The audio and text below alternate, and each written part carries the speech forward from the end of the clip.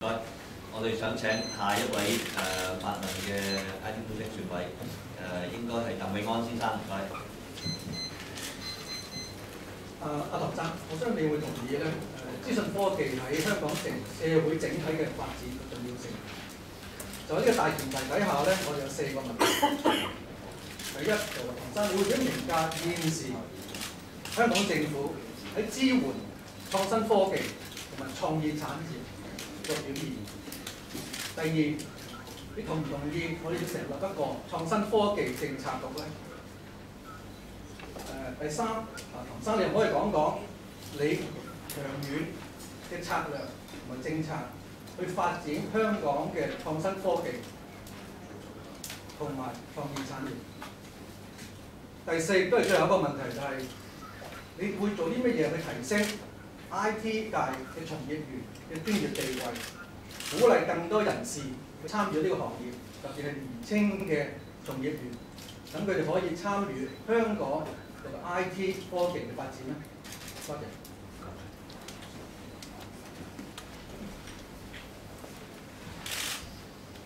我認為喺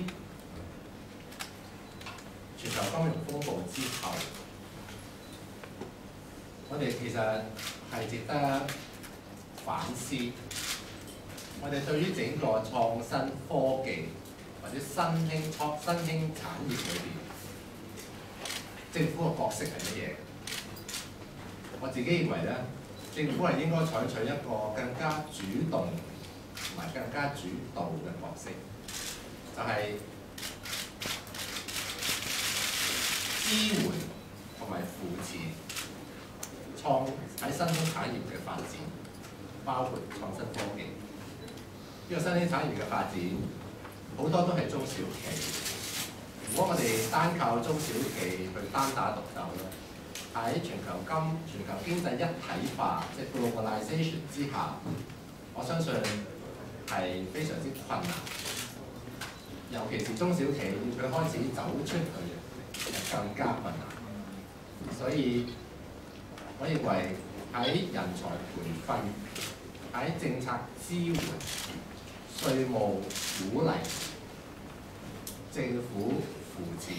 同埋支援之下咧，要多管齊下，我哋先至能夠將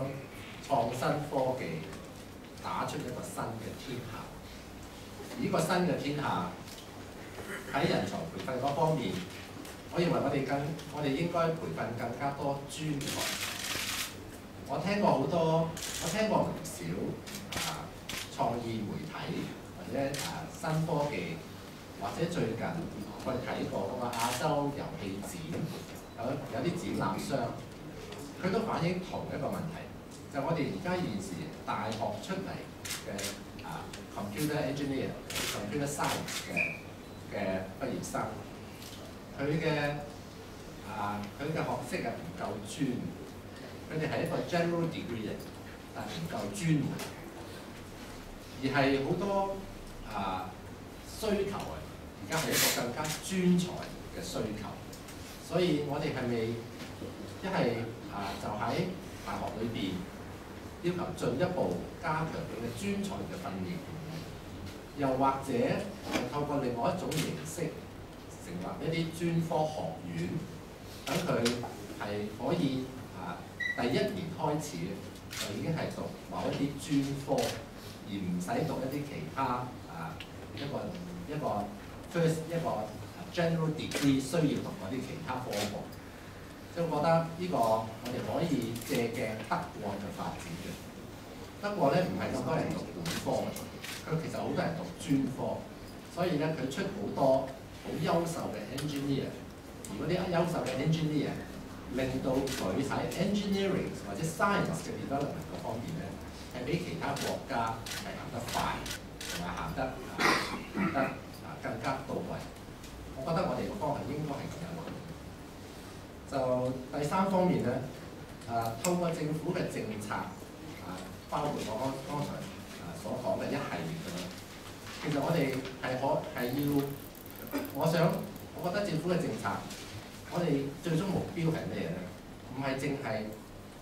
幫助行業嘅發展，而係要要創造更多就業機會俾我哋嘅年輕人。因為我知道而家今時有好多讀 science、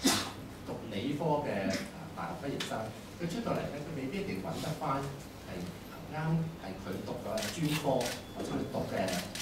specialization， 會揾翻一份類似嘅工，呢個係浪費嚟嘅。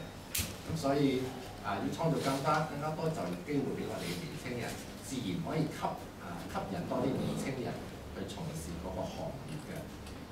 所以最終咧，我覺得呢個必須係政府同埋業界咧，大家可以攜手努力。我相信咧，我希望將來都有多啲機會可以同業界交流，聽取你哋對於專科嗰方面嘅發展，點樣係最能夠俾到啲學生係迎合業界嘅需要。同唔同意成立創新科技局啊？